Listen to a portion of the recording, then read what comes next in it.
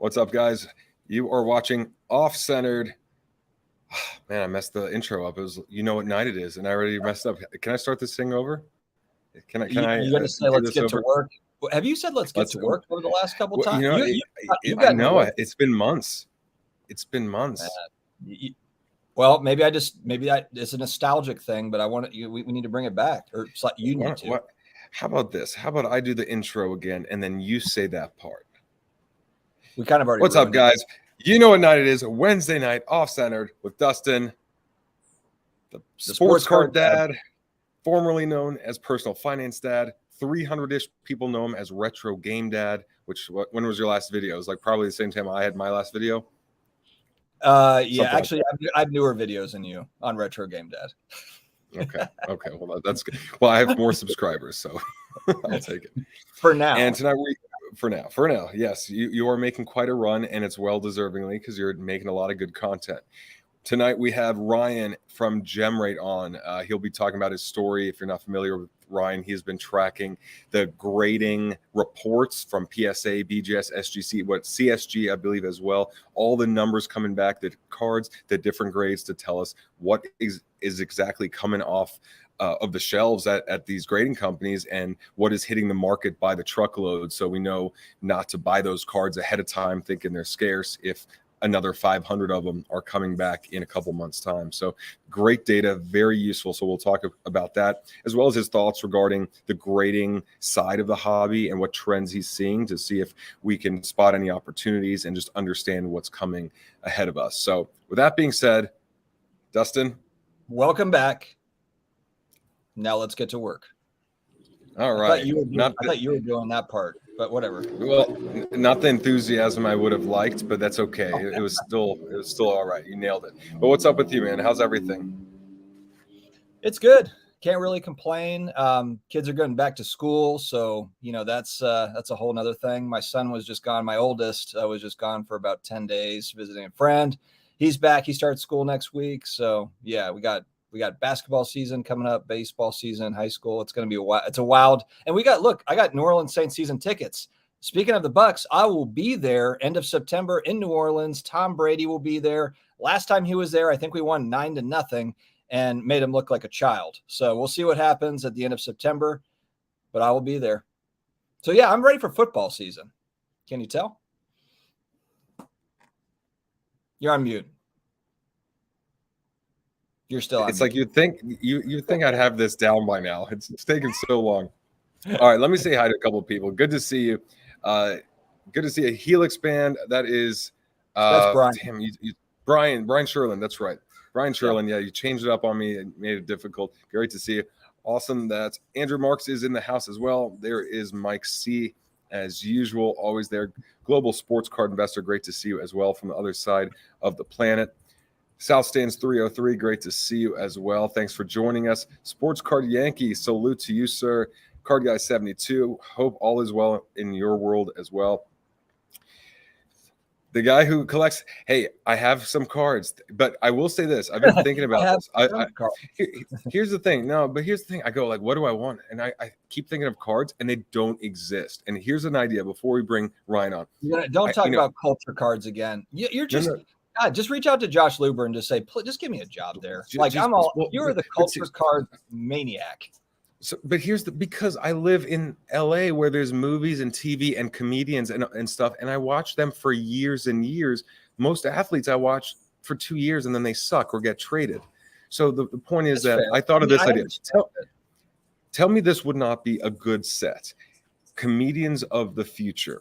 Now, it doesn't have to be called that, but the premise is 100 comedians that are very early in their careers, and it's kind of like prospecting, but maybe 2 comedians of the whole set will become the next Chris Rock or Will Ferrell or something like that. But imagine having one of their rookie cards signed before they actually get signed to a HBO special or Netflix special or something. I think that'd be the coolest thing. If Jim Carrey had first off, Jim Carrey doesn't have any auto cards. I have looked everywhere. They don't exist. But if he had auto cards going back to his In Living Color days, yeah, that would have been. But again, if you had the infrastructure behind it, kind of like what a Zero Cool is doing, where it's popular, it's promoted and stuff. Yeah, no, I understand. You can speculate and prospect on anything. That's where we're at. Like, look, the derivative world prospect, we live in. right? So we want to gamble, we want to prospect, but I would rather prospect on a comedian that I say, like, I saw them, they were actually really funny, even though it was a small show or is a little role in a sitcom, because that, to me, that's more value than there's a guy that plays on a baseball, like a minor league baseball team in a city that I don't even care about, that I'm not even a fan of. I'm just saying there's way better ways, but we'll talk about that every week until it happens. I hear you. Great to see you, Chris K, Mike Petty in the house as well. Okay, so school is coming up, football season, everything with your kids. You have actual football season. Your Saints, I'm sure season tickets to the Saints with Jameis Winston at the helm was what, like $90 total? What's funny is that the idea of thinking about Jameis Winston being our starter going back a few years was just like would make you cry. Like I remember watching him on the Bucs and thinking, like, I just thank God that we have Breeze and not Jameis Winston. But honestly, now I am pumped for Jameis Winston. I'm ready for it, man. I'm ready. But here's the other part. Our team is really good. If you just look top to bottom, our roster, it's good. And a lot of people just don't realize that. A lot of people are sleeping on us. So I don't know. Keep sleeping, folks. So it's one of those, as long as Jameis doesn't screw it up, if he manages the game, the Saints should at least make the playoffs. Yep. Okay, we'll see. I'm definitely excited. Yeah, not a big preseason fan, though. I can't stand watching preseason football. It's just so – it's like you order the most delicious steak ever, the most delicious meal, and they just keep bringing, like, plates of bread, and it's not even good bread. It's like the places that have really bad bread and butter. And you're like, no, I don't want this. And you're just waiting forever for the entree. I feel like that's what preseason football is. And is it 3 weeks now, or is it 4 weeks still? Is it just 3 weeks? Days. I think it's well, no, what is it? It's only 3 weeks. Yeah, 3 weeks. Yeah. Saints 8 and 9 at best. We'll see, buddy. We'll see. Well, we were 9 and 8 last year, and we had 0 receivers. We had a winning record last year, and we started 54 starters. That's an NFL record. With all the injuries that we had, we started 54 people on both sides of the ball, still had a winning record. So yeah, we'll see. And you know what? Any injury can completely change anything. Everyone has their predictions. One injury to a quarterback. Jameis Winston getting injured might actually help the Saints because the backup can't be much worse. So we'll see how that goes. But if he goes down, we have Andy Dalton, which people laugh, but Andy Dalton's he looks fine. He was a starter. Like Andy Dalton can just game manage. You know, I mean, like he doesn't need to be a superstar. He just needs to manage. For sure. I mean, look, I love football. Every game matters a ton. It's not like 6 games a week or you don't get 2 games a day. So we could talk about football season when it's actually football season. Bring out Ryan so he doesn't fall asleep. Yeah, we're going to bring Ryan out in a second. One thing I do want to say is that Dustin is now my co-contributor to our newsletter. It's our newsletter together. So if you'd like some insight from Dustin, some of the stuff that he might not share here on the live stream or in his videos, definitely sign up at thecomebackcardinvestor.com. It's still my newsletter that we are now co-hosting and contributing to. He's not talking about nudes. So let's just put that out there. Yeah, not yet. If the numbers get there. Yeah, we'll just see. Exactly. We'll see where the numbers go. I mean, hold on. We'll see. Okay. Anyway, so do that. Comebackcardinvestor.com. Sign up. We'd love to see you there. And now let's bring on our guest, Ryan from Gemrate. Good to see you, sir. What's up, man? Hey, guys. How you doing? Thanks for having me back on. I appreciate it. Well, we appreciate you joining us, and you've offered so much insight and so much great knowledge regarding what's going on with the grading companies. Ever since I found you on Instagram, I think originally, and then we had you on maybe a year ago. The first time, was it a year? Was it something like that? Yeah, a little over a year ago. Is this the second time or the third time? Just the second. Oh man, it's only the second. Yeah, wow. Yeah, good call, Dustin, to talk about Ryan. So yeah, glad we reached out. Glad you can make it. So for anyone that's not familiar with who you are and what you're providing, go over that little intro again where you talk a bit about what you are providing to the collectors out there, as well as how you even discovered this niche and why you wanted to offer it to us. Yeah, so Gemrate, the quick story behind it is I was solving my own problem. I just, pop reports were pretty tough to use across all the different grading companies. At the time, PSA was still on an old version. They've since upgraded it, but, it's still pretty limited. Everybody's complained about all the other ones in some way, shape, or form. I wanted to just sort of have a better way to make use of the data. In that process, then PSA had, halted submissions, and the backlog was a big talk. And so I started doing content to sort of just help bring transparency to the industry around what's happening. Most of the focus initially was all around PSA, just giving people sort of a starting point around how much PSA is grading, what kind of cards they're seeing graded. And that was what sort of brought a lot of visibility to what I was initially doing. In the background, I've sort of been building this, I was saying like a pop report on steroids, specifically for PSA, but the goal was always to integrate other graders as well. And ultimately, the goal was to bring to market a universal pop report, which is sort of what I've been heads down on the last 6 months, which is stitching all the data between all the different graders together so that you can go to one place or have that data available to you to see the grading data across all graders for a single card really easily. But yeah, that's kind of been the goal. And in that process, we've sort of just highlighted trends across not just PSA, but all the graders, which has been really well received. And the goal is just to really bring transparency and a lot of trust behind the population data and just sort of make better use of it candidly and just, make it more broadly available and then integrate it into a lot of the different experiences. So, I don't want you to have to only go to the grading company websites to make use of this data. I want it to be integrated where you're shopping, where you're buying cards, where you're discovering cards. So a lot more accessible and available is sort of the goal with this data as well. I was thinking while you were talking, I was like, I should just pull up your website and your Instagram because I'm such a visual person. I'm sure others are as well. But it's, in terms of what you're actually doing, you're actually showing all of these cards that have been graded. This is just PSA's numbers going over the last week. And I remember seeing 225,000. That's definitely higher than when I started watching or keeping up with your numbers, where I think it was around 160,000, 170,000. Yep. Was it something like that? That's right. Yep. And so now they're at $250,000 per week, and based on this last week. Yep. Yeah, and the interesting thing has been, as I think about sort of like this, one of the fun parts and sort of things I've been looking forward to is like, when do we get through the backlog so we can actually see this data? The challenge was we were just sort of revisiting the past with Gemrate data for the last 18 months. It was just telling us things that had happened many, many months ago. We're finally almost to a steady state here, or sort of a new normal with grading data. And it really will just help people understand, what's coming through the door, where are people grading certain types of cards. And it's, we're finally there, which is exciting for me personally, because it's, a lot of the story has been told about the backlog now. I would like to sort of help tell more of the story of just like, how are people grading cards today? And sort of just what's the decision look like now versus what it used to look like 2 years ago, 3 years ago.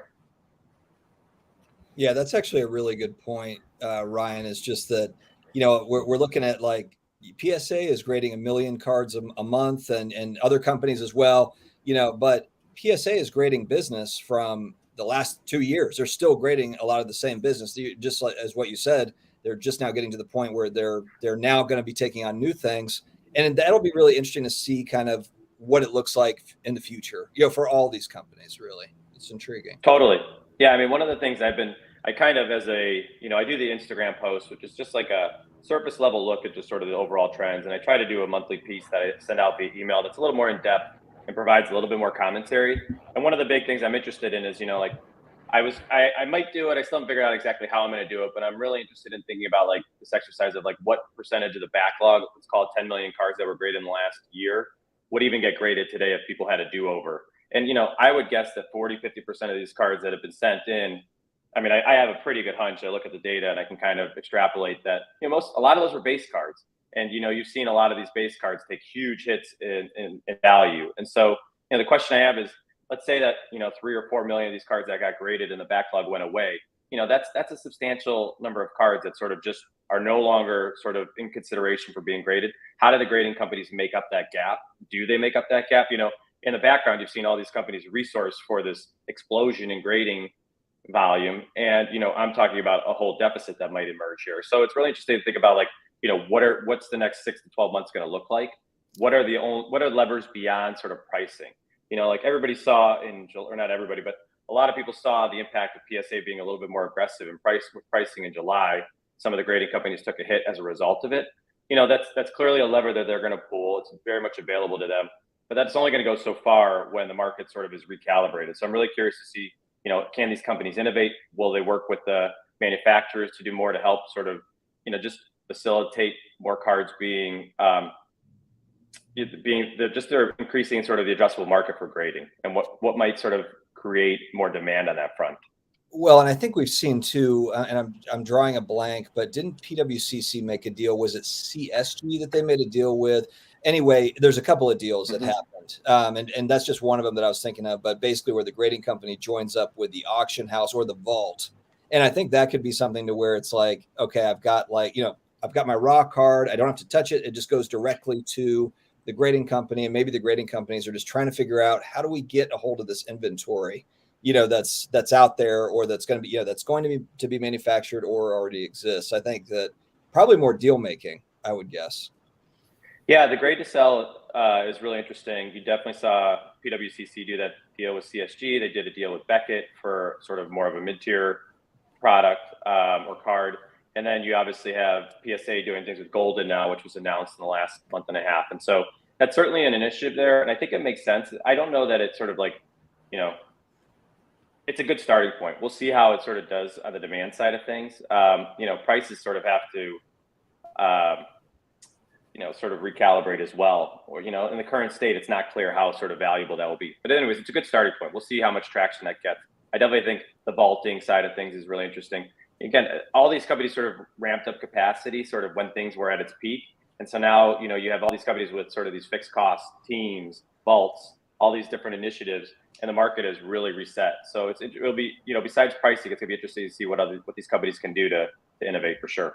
I'm hoping there's a lot more on the software side as well. One of the big things I really think of is Instagram is a hack for sort of showcasing your collection. How can grading companies, PSA has a set registry, CSG has a set registry, Beckett has a set registry, SGC may have one in the future, but set registries were sort of built for an older paradigm. Are there things that the grading companies can do to sort of like push collection and sort of showcasing further? Set registry hopefully can be sort of rethought and sort of reimagined. And so I'm interested to see like if that's an example from a software standpoint.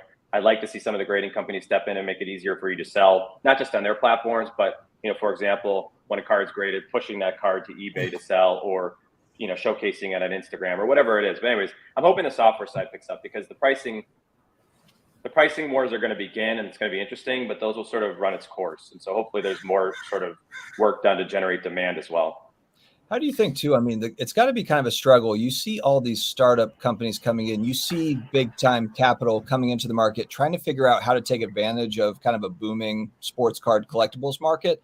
But it doesn't necessarily look like it's structured. You see a lot of money kind of flying around and like we're trying different things, and not to say that shouldn't happen. Of course it should, but I think that's going to be really kind of the telling thing. 5 years, 10 years down the line, it's going to be which company really nailed that technological piece that got people in, that kept them in. Mm-hmm. But what exactly is that? And I think that's the kind of like what you're saying. I don't know if we even know based on, you've got different segments of the hobby. You have like you mentioned, the PSA registry, there's a lot of talk about the registry. I don't necessarily hear a lot of 22-year-olds talking about the PSA registry and how excited they are about it. So, you've got all these you've got these factions, within the hobby, that are, it's like, what does everybody want? And then which part of the demographics is the growing demographic as far as new collectors coming in? Is it guys like me that are 40 that are getting back in? Is it more 50, 60-year-olds, 80-year-olds? Is it 20-year-olds? I don't know. Yeah, I would hope that these grading companies work closer with Fanatics as they sort of, continue to sort of increase their role in the hobby. For example, people frown upon a lot of the NFT world, but I do think like a lot of the mechanics of what they were thinking about are really interesting, which is like if you collect certain items and you complete a set there, you get a different kind of NFT that's really rare or unique. That whole concept doesn't exist in cards and should exist to some degree, which is like if you collect the whole rainbow, you don't just get an Instagram post. You get a one-of-one, you get some sort of rare card that's limited to the first 100 people or whatever it is. But like, you can build these in, but part of the challenge has been historically, there's been no proof of ownership or sort of really hard to sort of, not just me showcase that I have these 100, or I've completed the Darius Garland rainbow, and then I just pass along to a friend who then also says that to the manufacturer, right? They need to tie these things together, and I'm hoping like deeper integration with grading companies and sort of technology can allow there to be like more reasons to actually collect and not just have it be for the the sale of items or the resale value. So I'm hoping that there's like a lot more innovation on that front. I hope we're really early on that, but I do think we're going to see like Fanatics and PSA and all these companies, Beckett, they're going to work a lot closer together because they're all sort of POC committed. They've all put all this money into the hobby now, and they need it to grow much faster than it is sort of currently paced to do, or sort of pacing at this stage. I remember a while ago we were talking about not you, but there was a lot of discussion around PSA's prices. What will it go down to? And I think a lot of people would say it would never go below $50 a card. And the argument that it would be, well, then how would you continue to have all this staff and have this new building and have all this overhead that some of it is variable, but a lot of it is fixed. And so now that we're seeing prices drop and the graders are starting to catch up somewhat on their backlog, we're seeing, okay, things are returning to a healthier space for long term. In terms of the trends that you're seeing, though, what manufacturer, or not manufacturer, what grader are you seeing that is vamping up grading, and which ones are struggling, or what numbers are you seeing from, let's just say, the last 6 months that might give an indication as to what graders are ahead and which ones are behind the curve, or just if one looks like they might be in trouble based on the numbers while another one looks like they're doing really great? Yeah, I think my favorite person to listen to on this, and I think he's got a really good pulse on this, is Neo. He really speaks to sort of the strengths of the grading companies really well. Obviously PSA has done a nice consistent job of ramping up grading volume, but it's also, they put a huge investment in. So you could argue that it's been slower than expected given the amount of investment they put into the hobby. I would argue that SGC has been the most consistent, which has been really great to see. They probably have been the biggest beneficiary of PSA's backlog. And also you could see what happened when PSA sort of, through their first punch with the sort of the reset and adjusted pricing. SGC was also the one that appeared to be hit the biggest. So I'm excited for somebody when I talk about innovation in the hobby. I'd like to see like somebody like SGC who's had a really successful last 12 months, start to think about what can they do differently, whether that's grading notes as sort of an entry point or whatever it is. Again, I don't know what the answer is, but I think they have a lot of momentum there, which is really interesting to see. And hopefully they could take advantage of it as well, not just to steal or sort of, steal share when PSA has a backlog, but to generate more demand, to sort of push the agenda forward. CSG is sort of like the dark horse that's sort of understated in sort of their magnitude in the hobby, which is, their presence is large. There's a lot of question marks, though. I get a lot of questions around the CSG data around, just like we don't see these in the, we don't see the transaction volume that sort of pairs with the grading volume that you report. And I honestly can't speak to sort of what's happening there in great detail, but the population reports continue to grow there, and they're seeing good momentum. So I think that they're seeing a lot of bulk activity. So they've got like the low end of the market. They're doing really well. So I think SGC's catering to the flippers. CSG's, catering a little bit more to sort of the bulk or sort of the PC side of things. Beckett is the company that everybody wants to do something, and they're finally starting to get their act together, but has been, quiet for a long time. And so, there's so much equity there. People are rooting for them. They don't have to, reinvent themselves, but they just need to sort of do things right again and sort of put a lot of the blocking and tackling in place to just sort of, be sort of up to par with everybody else and all the sort of all the other tactics that have been put in place over the last couple of years. And so I think people want to see Beckett productive in this hobby. So, I think the hobby will be best when all four of these companies sort of hit their stride. But I don't think it's just a pricing conversation. It's not just a resale value, resale conversations. What do these companies actually do to sort of push the agenda forward to make grading worth it beyond just sort of like PC or, resale value? Are there other benefits to grading a card? And then if there's not, then we're not going to see things grow much further than sort of where they stand today, in my opinion. How much, though, do you think? I think one thing that's really tricky to figure out is, how many people now are just kind of buying stuff more for long-term hold? I think that when you look back at, a couple of years ago, it was definitely more on the flipping side when you look at just kind of that arbitrage, that short-term arbitrage that was there. But I just kind of wonder about how many people are getting back in or have gotten back in that maybe shifted their mindset a little bit to where they're like, yeah, I can do some short-term stuff, but I'm also fine just grading this and just sitting on it for a while, just for a long time or for, year plus or whatever that timeline is. But that doesn't necessarily show up because it's someone that's collecting, so it's not necessarily, it's like larger PCs, I guess is my point, is becoming more cool to have. Whereas before it was like, I got a lot of flip cards and I got a little PC. Now I've got a large PC. I've got some flip cards. That's the thing. Like that's obviously those are numbers we'll never really know for certain. Totally. I mean, I think I'd like to think that there's been a shift there, and that's what I'm sort of speaking to as far as it's really hard to sort of like, if you've done the work to grade the cards, then to sort of show the work that you've done. Like this Instagram is not a great forum for that. It's not easy to search. It's not easy to sort. The collection management tools are all sort of great in sort of concept, but really hard in execution to deliver on. It's a pain to sort of, get a lot of cards in there and keep it and make it dynamic. And so, I think that there are a lot of people sort of thinking about collecting and spending more time thinking about what their collection ultimately should look like or what they would like it to look like in the short and the near term and sort of the long term.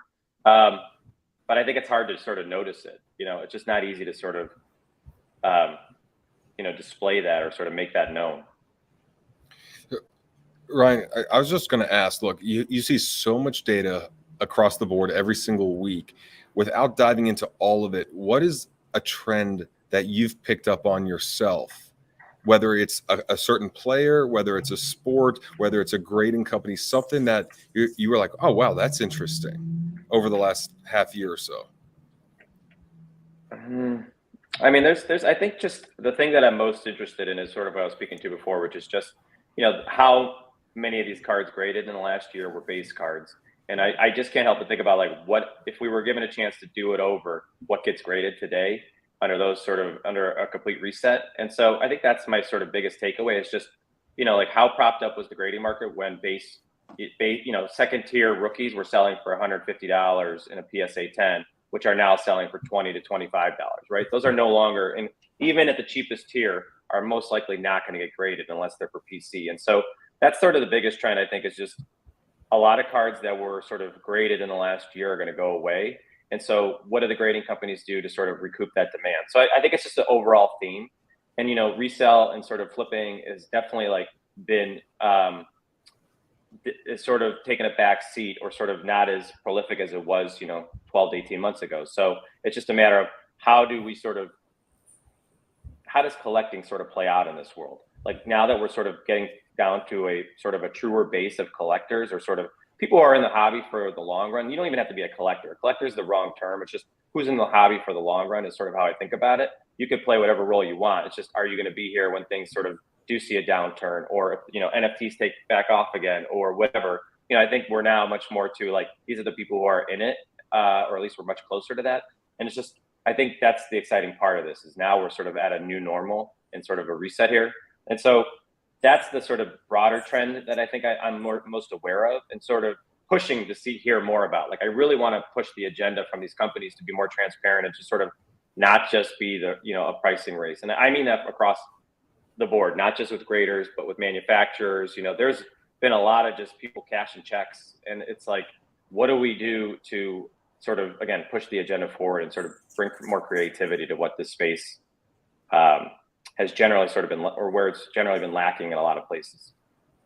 Have you heard any good ideas from, because I know you've met with corporate people, you've been in meetings and stuff. Is there any, obviously you can't give out trade secrets or anything if you don't, want to, or you can't, but I mean, anything that's popped out is like, oh, that's kind of an interesting idea if they, if they actually tried it or whatever, or anything like that you could share?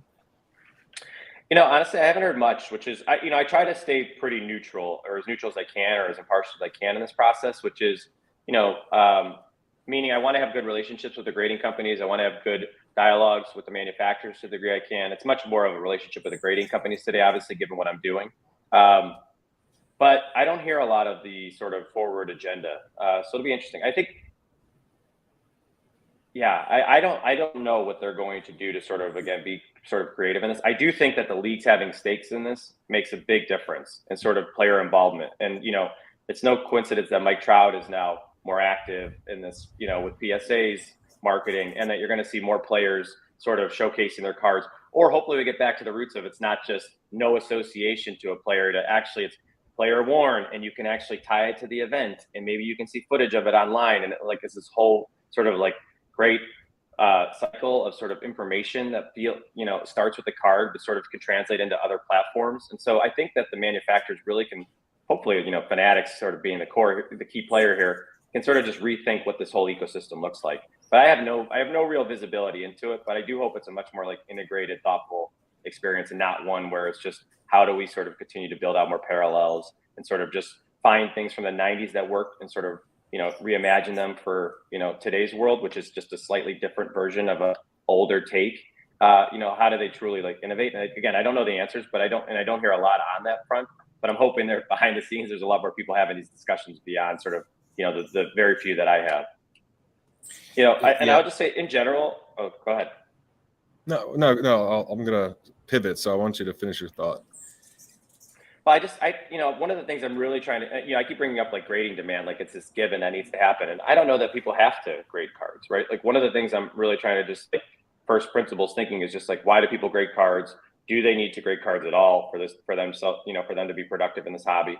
What sort of would facilitate an increase in demand for grading? And then, there's some big risks still to this hobby that I'm really mindful of, which is like the gambling element is a big part of what, fueled a lot of the momentum in the hobby during the pandemic. And then it's also, the dilution in the hobby is something that is really misunderstood, which is just, all these printing of parallels, like the market is actually not as bad when you sort of zoom out and you look at sort of the transactions and you look at the different marketplaces and you sort of just like try to evaluate the broader trends. It's actually not that bad, but it seems much worse because the dilution is so strong, which is cards are, when you sort of have a set market for a player, but there's 1,000 cards instead of 100 cards, a lot of the prices come down because they start off where people think they used to be, but then they sort of quickly move to where they are now with all these different other options out there. And so the market looks a lot worse than it is. And so I try to keep that in mind too. And I think there's just a lot of interesting sort of themes going on that are sort of early, but I'd like to see a lot more momentum while the hobby is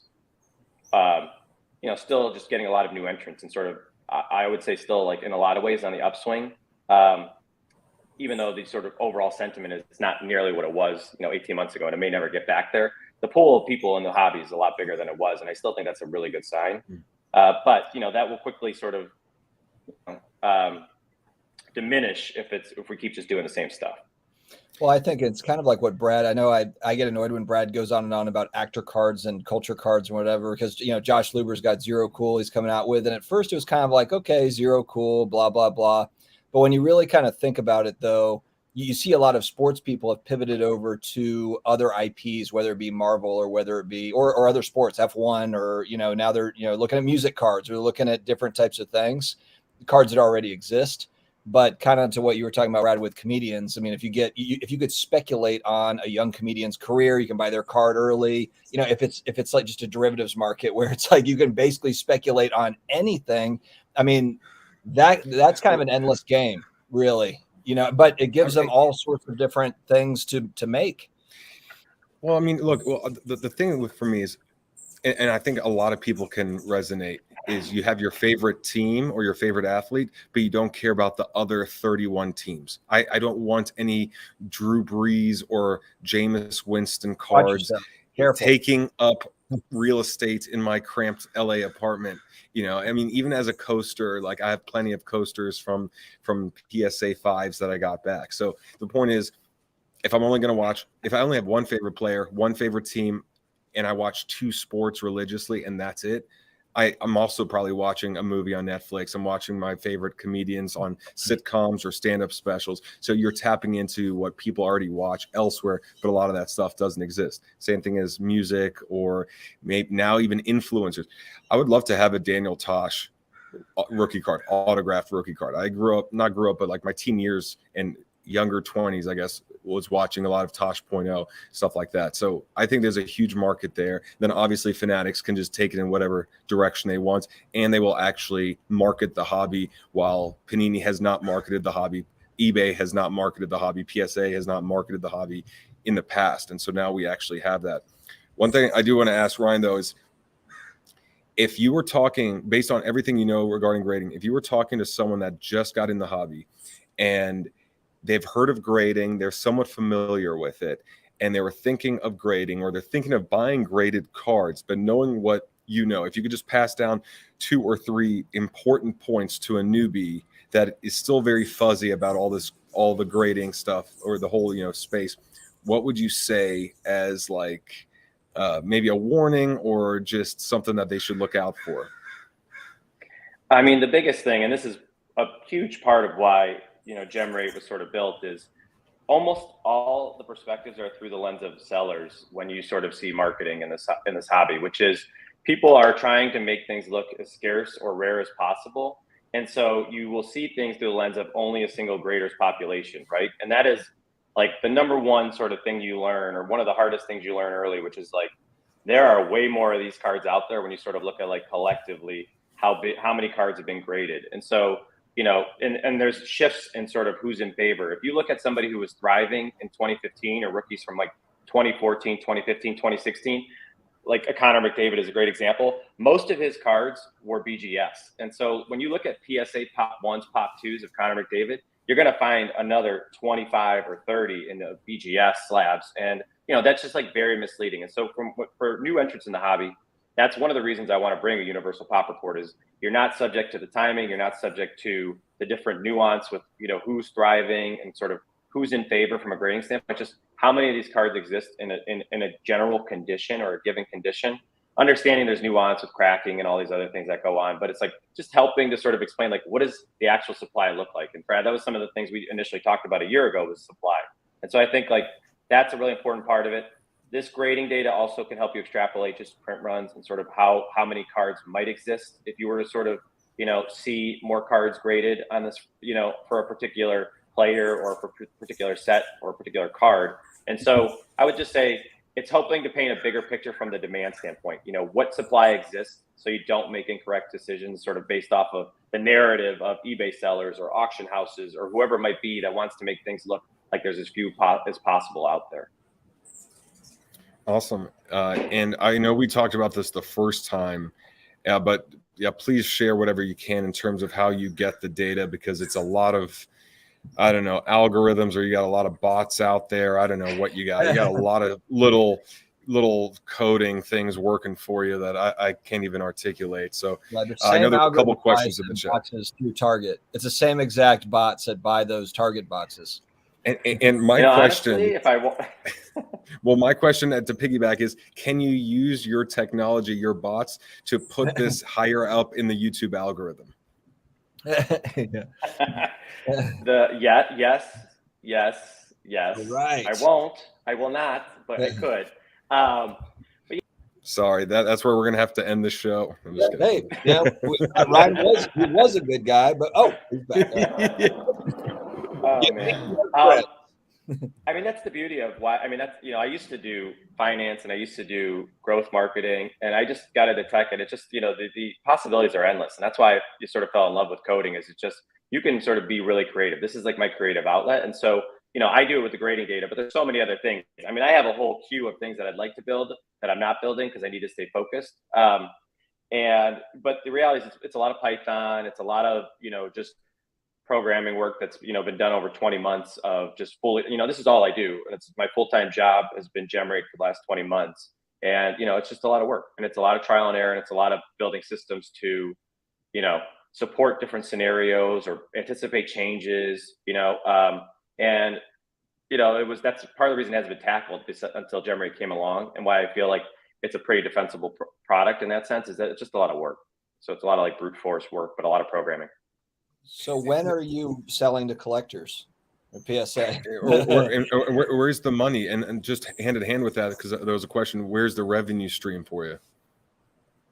Yeah. So right now I have a few B2B. So I saw a question in there too about Universal Pop Report. The Universal Pop Report is very much in the works. I'm going to release sort of the first version of that in the next, let's call it 4 or 5 weeks, 4 to 6 weeks, which will be the top 100,000 cards graded by PSA. It's not going to be the whole universe, because the easier cards to sort of do from a Universal Pop Report are the ones that have already been graded by every grader. And I'm going to start there, and I'm going to bring that to market.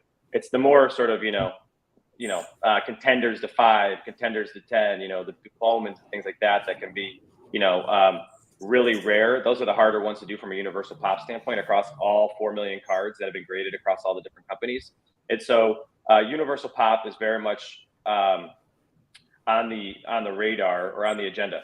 What I'm selling in the meantime is, or sort of what I've started to sell is APIs to this data. So all the collection management tools, all the auction houses, a lot of the other tools in the space that are emerging or sort of establishing themselves, they've come to me and said, we've got pricing data, we've got all these other great tools, we need population data integrated. And so that's been sort of the primary revenue focus right now.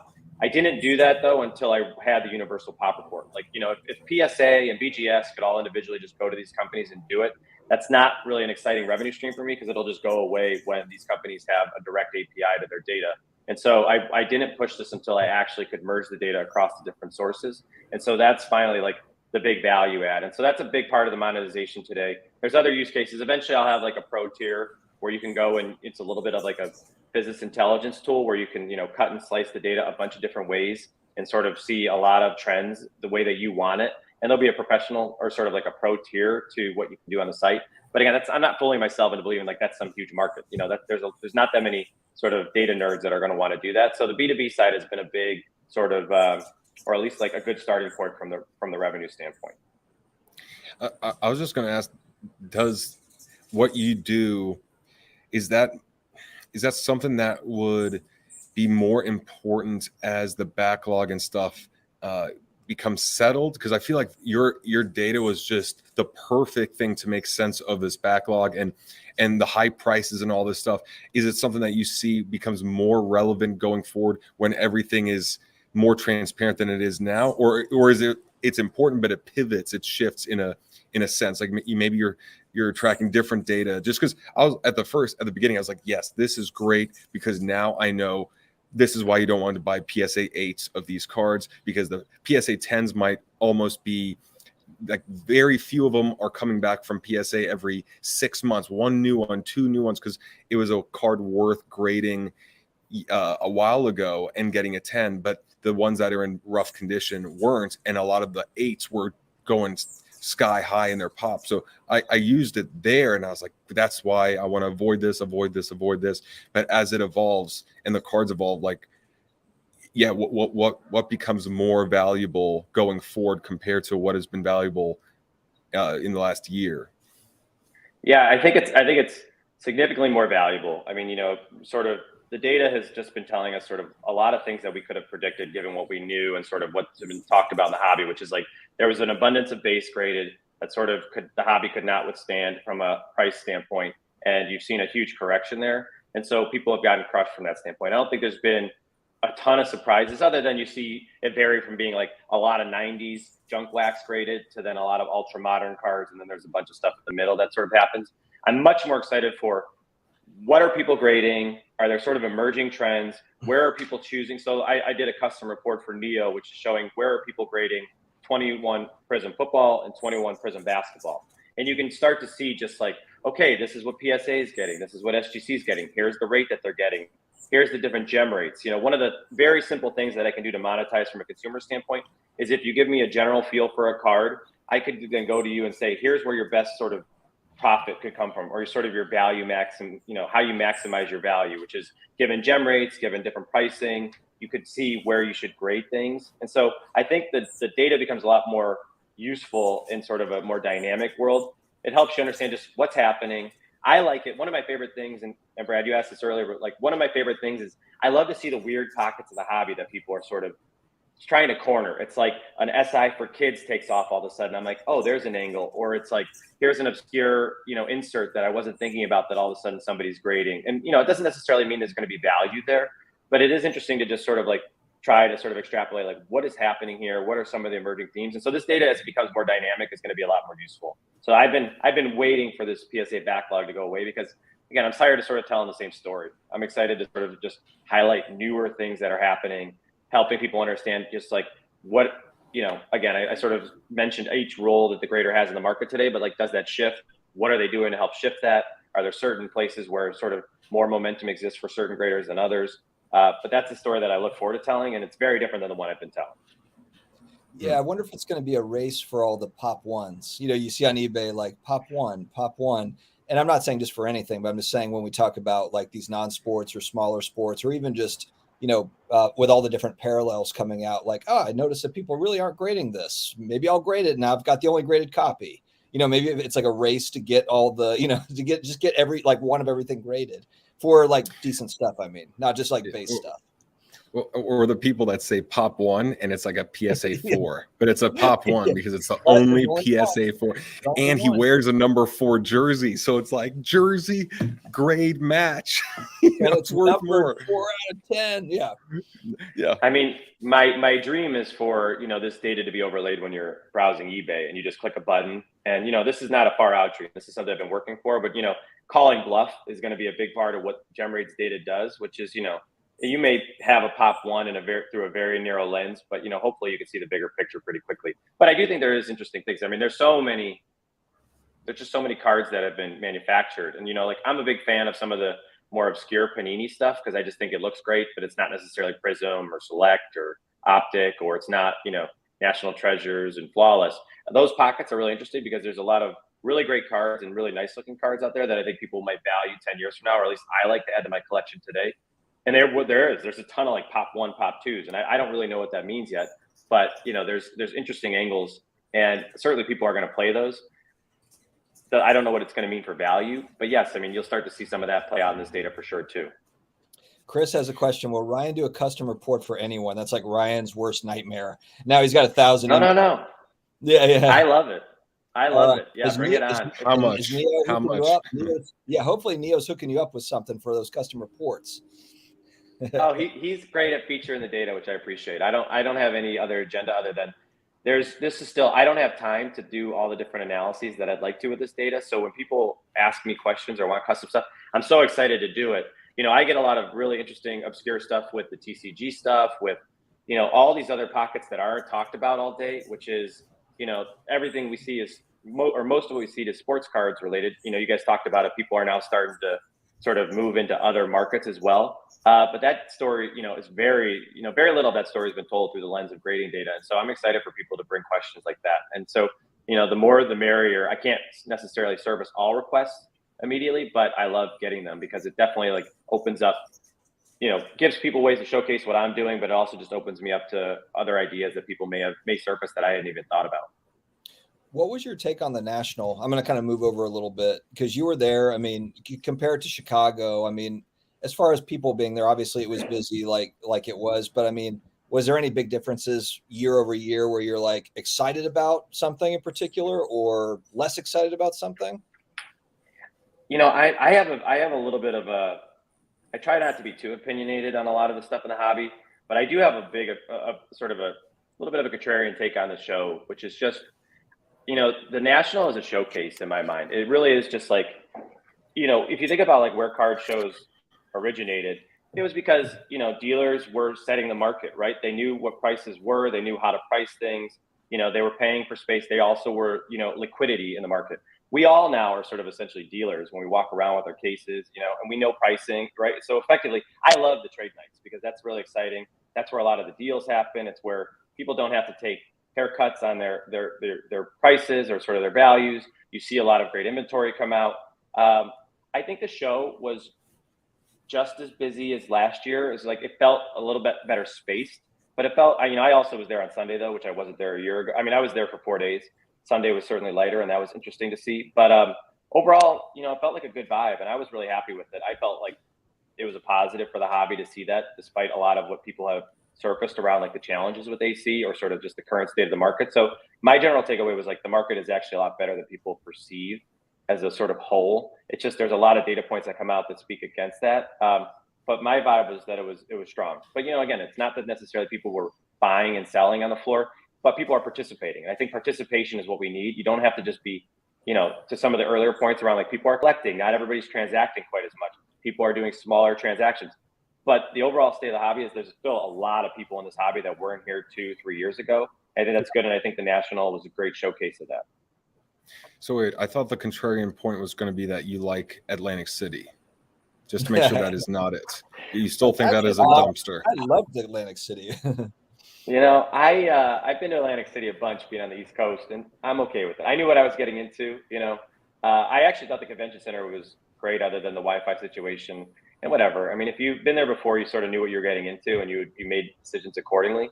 But yeah, I mean, it's not the greatest venue for lugging around a ton of cards. Well, John Norman Johnson disagrees. Well, either way, it'd be great to see a big show on the West Coast, a big show on the East Coast every year. I think that would cover a lot of bases. So hopefully the National can be a bit more centered, or West Coast, alternate, something like that. But anyway, the problem with West Coast is just then the East Coasters don't go. I feel like Chicago's perfect. I mean, like the Midwest is really kind of where it should be. I feel like, or Dallas, if Dallas didn't have the Dallas Car Show. Sure. I mean, just somewhere central, kind of in the middle somewhere. So I don't know if you saw this, Brad, but there's new promoters or new show owners or whatever of the National, and they're talking about Orlando being an option. There's like other opportunity, like other options potentially. What I like about Florida is that no matter if the rest of the country is wearing masks, it will not be required in Florida. So that's one good thing. But yeah, and if Mint Collective continues to grow, then you wouldn't need to have it in Vegas. But I think Vegas is a place that people want to find an excuse to visit. Flights can be very cheap too, because a lot of the casinos, or I think a lot of the flights are subsidized by the city to get people into Las Vegas. So I'm always a fan of Vegas, even if you don't gamble, drink, or anything like that. It's just a fun city for a convention. But anyway. Okay, so what is your game plan going forward with your data? What would you love to see happen in, like, let's just say 5 years? This is where Gemrate is used. This is how it's used. This is your role in the hobby, whether it's with Gemrate or within a company that's utilizing your data. Like, what's the long-term vision for you? I mentioned earlier, I come from a finance background. And so for me, it's just making better sense of sort of like what this hobby is sort of seeing from a supply standpoint, but also from a demand standpoint. So like fundamentals is a big part of like how I think about the stock market. I know there's all this discussion of, cards aren't stocks, but I still think there's a lot of really basic information that doesn't exist, which, one of the main things. So supply is really important. So this universal pop report, I hope, is adopted and people take it serious and give a lot of consideration to just like, what does this look like from the buyer perspective, and how do we integrate this into our experience? Which ultimately is like, this hobby is going to thrive if people come in with confidence and make decisions with confidence, as opposed to feeling like they got hoodwinked, and like, oh, this pop 1 is actually pop 75, but the way they market it really screwed me over. And so I think if we start to shift the perspective to how do we give buyers more information, I think that's really positive. I'm really hoping to bring a lot more to market as it relates to the demand side of things. So collectability is a big area of like fundamentals that I want to tackle, which is, how big is the market for a player? How is that trending? I have a lot of data that I've been collecting over the last year and a half to help start to have that conversation, or have, create a dialogue there. And so I'm hoping that Gemrate stands for more of the fundamentals and like helping people like really have a good conversation about just like market dynamics. Pricing is one part of the story, but it's a very small part of yesterday's news. And I'd like there to be a lot more data around the supply side of things, the collectability, overall trends from that standpoint. And, that just scratches the surface of like what I think that could look like. But I'd like it to be sort of the industry standard as it relates to like bringing more fundamental data to this hobby. And it doesn't have to be through the lens of an investor at all. It just might be helping you make better collecting decisions. Again, I think of the most sort of basic principle that I'm operating by is, what do I do to sort of service collectors? And collectors ultimately, like, this is an expression. Like, this is like identity for collectors. There's a reason, even though we all know vintage is a safe bet, we're not all walking around with our gold chains with, one of the Paul brothers who, with the Pokemon card on it. And instead we're doing 86 Fleers Jordans, because that'd be boring as hell if we're all sort of showcasing the same card or showcasing the same genre, right? Like, cards are an expression of our identity. They speak to sort of like things that we believe in, ways that we sort of want to be contrarian, or ways that we want to be early on certain trends. And so I think that there's a lot more possibilities on that front. And I'm hoping that, Gemrate can sort of help to surface and sort of create a lot more momentum on that front. Otherwise, again, it's just there's just a lot of ways to advance that conversation that we're not thinking about today. Ryan, are you planning to charge for the universal pop report? Have you thought about that yet? Once it comes out, is that going to be like a premium thing for people, or is that going to be on gemrate.com? It'll be available in some way, shape, or form for free. I don't know to what degree I'm sort of gonna. I mean, for the B2B side, it'll certainly be there'll be an expense associated with the subscription associated with it. I mean, it's a ton of work. I mean, it's all I've been doing the last 6 months. Gemrate.com hasn't had a lot of updates because all I'm doing is data work on the back end. Once the data is there, I'm more interested in actually like creating interesting ways to monetize it through the lens of extensions and things like that, as opposed to sort of the pro tier on a Gemrate.com. But there will be ways that I monetize the universal pop report. But again, if I can subsidize it through using it in other tools and people paying me directly from a B2B side, I'd like to make as much of this available for free as possible. There will I don't have to draw because it's just expensive for me to do. You know, I put a lot of money into this project, and I've been happy to do so. It brings me a lot of energy and it's a lot of fun, but it's a lot of hard work. And so I do hope to like recoup some of that at some point, and then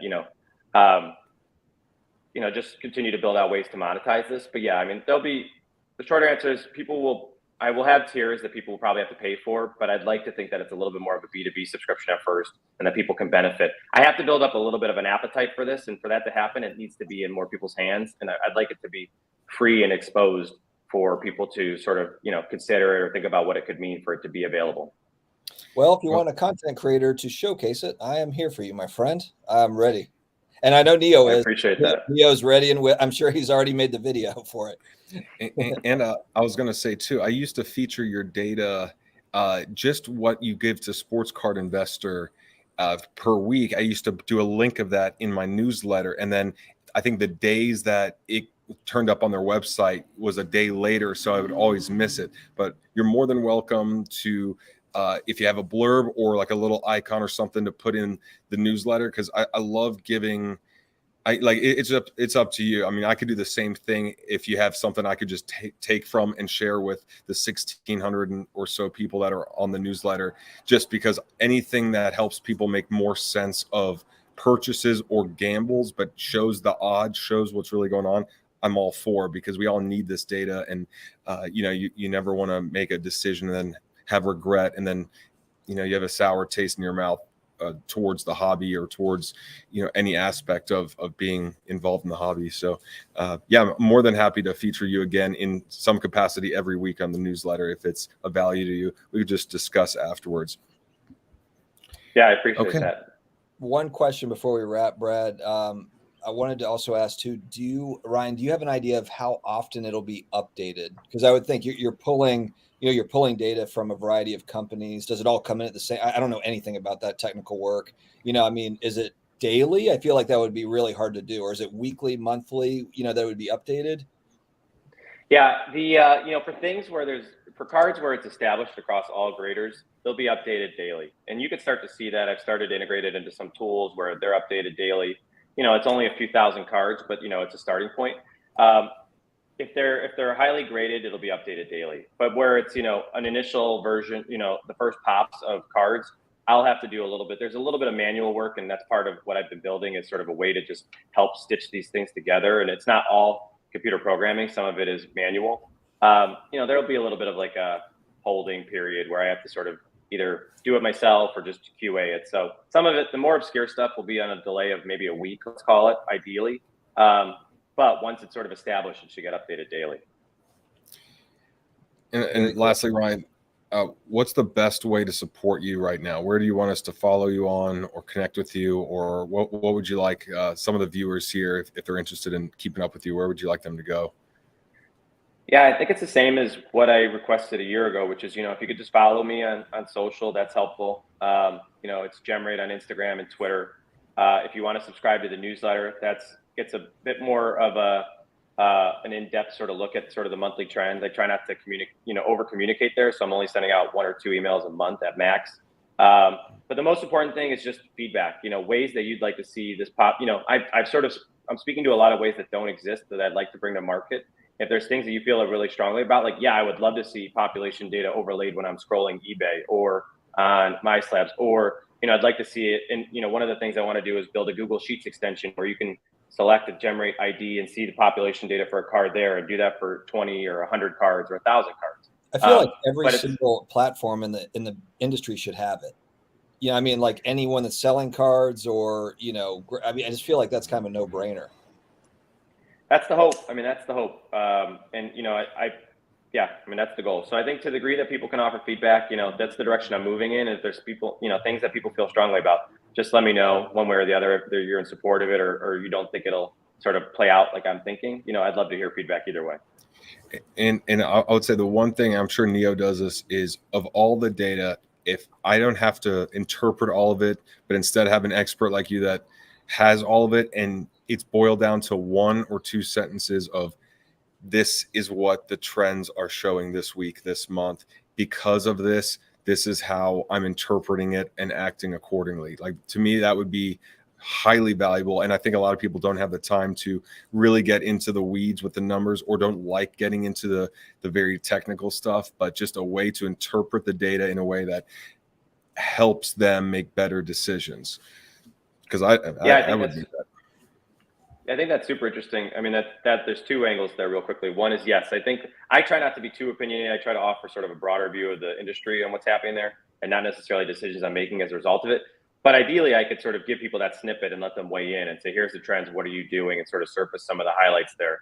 The other thing that actually is interesting, and I'd love to hear your guys' thoughts, is, and I talked to Peter about this at the National from SGC, but it's like, one of the things that the grading companies have started to volunteer is their commentary to my results. So when you see the monthly report from Gemrate, they might give a 30 or 60-second snippet on, here's what the Gemrate data says, here's how we got here, here's what we're doing as a result of it. But more commentary from the graders might be something to look forward to in the future too. I think that would be really interesting to do. I haven't exactly figured out how to facilitate that yet, but I definitely think commentary is still in its early stages. Just put it in the newsletter. Defend yourself. That'll be the segment title. It's like, whoa. So I know that we graded 8,000 PSA 5s of this, but hold on a second. The person, submitted it to us, and they were all like damaged and whatever. But yeah, any sort of statements from the grading companies, I think, are always welcome, because a lot of them are so hush hush on what's going on. So at least if you give them the opportunity to say their piece, even if they don't do it, it shows that, hey, I want you to interact and discuss what your what your take is on this, because here's what the data shows. So if they don't participate, they don't participate. But anyway, yeah, that's the fear, is that it's too, that's the fear, it's too canned, or it doesn't really mean anything, and just becomes a just something that you're doing sort of mindlessly every month, as opposed to really adding value. So we'll see. I'm not sure if it makes sense yet, but I mean, I would like for there to be more commentary around this data. Like, I'm just sort of trying to give people the data and let them run with it. And to some degree it's working, but there's definitely, like, it's still early in the sense that I think there's a lot more to sort of pull from this data, and sort of more opinions that can be shared, whether that's from me or others in the hobby. Awesome, man. Fair enough. Dustin, any final thoughts? No, I'm actually just kind of brainstorming as to, when you talked about the custom reports, I'm now thinking, like, what custom reports could I use and talk about? Because I think it's something I haven't reached out to you for custom stuff. I've used some of your stuff, your popular, your monthly, your weekly stuff, but I'm like, man, I should probably think on that a little bit, and I'll reach out. The one I almost created just on mention in your video a year ago was around autographs, for example. Just like, what does the graded autograph market look like? And anything that's a little bit harder, just the way that, because it sort of surfaces and pop reports in 2 different ways. But there's a lot of really interesting things, and if you come up with it, just it could be really narrow and sort of specific. Like, I'd like to see all downtowns across all the years, or kabooms or something like that, or panini case sets, or it could be something broader and sort of more macro, whatever. I mean, but I have a whole data warehouse that is not exposed to sort of the broader community, and there's a lot of things I can run that aren't on the site that I could also run really quickly and then surface on the site. So to the degree that you have thoughts or things you want to run by me, or you want to workshop, it's certainly available. Yeah, one thing that I do, because I do buy a lot of autograph cards, and what I use Beckett.com just to try to get an idea. You search the player, you can search auto, and then you can kind of get an idea. It's not a perfect science, but at least it gives you data to work with, and it'll say, Richard Petty's got 800 autos, and when we're talking about pack pulled autos, that were distributed by the manufacturer. And then I look at Michael Jordan, and it's 2,000 or whatever. It gives you an idea. Right. Dale Earnhardt, it's 100. Yeah, senior. So at least it kind of gives me some sort of an idea as to, like, okay, this guy signed a ton, or maybe not a lot. So I don't know if there's anything there, but we can talk about it offline too. Yeah, for sure. I mean, that's just the starting point of sort of what we could go into. Okay, I got to ask one final question, even though we've not ended this and we were supposed to. In terms of grading companies, is there another one that you're going to start grading? Is there one that you're always requested to grade or to include in your reports? Anything else that, because I know you have 5 now, correct? PSA, BGS, CSG, SGC, BGS. If I didn't say that one, you have 5. And then CGC, which is part of CG. So it's technically 4 companies, but 5 different subsidiaries in total. If the market sort of calls for it, I'll add somebody. I don't want to create more noise. Like there's a lot of the new emerging players that I could add in here. It's not, now that I have this infrastructure, I could add them pretty quickly. We're talking days instead of months that it took me to get some of the first companies onboarded. But right now, there's not a lot of momentum. I mean, HTA would sort of be the closest to that, and I just don't hear a lot about it in the sense that people want to integrate it into what I'm doing. But if tag comes and sort of gets a lot of momentum, then I'll throw them in there for sure. But or whatever. Again, I don't want to name any more companies because there's a lot of them out there. But if the market, enough people ask me, I can add it. It's not a hard ask. I just don't want to continue to have to think about ways to fit it into a single Instagram, post. And if it's a tenth of the size, it makes no sense. I probably won't include it. Gotcha. All right, guys. I think we've taken enough of Ryan's precious data mining time. It's been an hour 6. We really appreciate you joining us in the chat. Ryan, thanks so much for everything you're doing. It's really saving a lot of people a lot of money, time, effort, and just understanding your data. I know people are getting a lot smarter about the supply side and just the different time delays involved with this hobby and how scarcity might not actually be that scarce after all. So I know people are getting smarter because of your knowledge, and including myself. So really appreciate you. Looking forward to the next time we connect, whatever show that will be. And definitely follow Ryan on Instagram, Twitter, and you can just go to his website, gemrate.com, correct? Yep. Yeah, thanks. Appreciate you guys having me on again. It's always fun to sort of just talk shop and overall trends in the hobby. And again, you guys were one of the, if not first, to really sort of highlight what I was doing on a public stage. So I really appreciate that. Yeah, we'll do it more often. And yes, we were the first, so we'll take that. All right, guys. Have a good one. Talk to you later. All right.